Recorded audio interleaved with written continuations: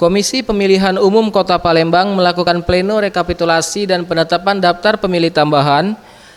Dalam pleno ini dihadiri partai peserta pemilu dan juga Bawaslu Palembang. Komisioner KPUD Palembang Safrudin Adam menjelaskan, penetapan DPTB Palembang yang masuk dalam pemilu 2019 sebanyak 2.025 pemilih dari 82 kelurahan dan 707 TPS.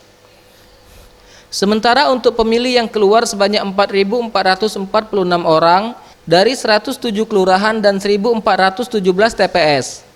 Dari hasil pleno ini juga mempengaruhi jumlah DPT HP2 di Kota Palembang yang berkurang sekitar 4.000 pemilih. DPT kita Kota Palembang berapa banyak, Pak?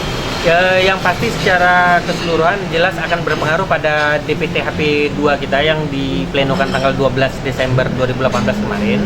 Terjadi pengurangan sekitar 4.000 jumlah pemilih.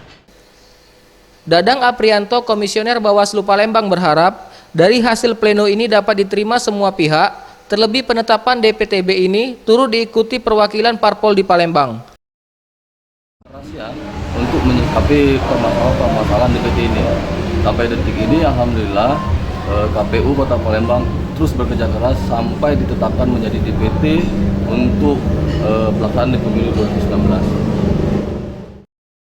Tim Liputan Sriwijaya TV.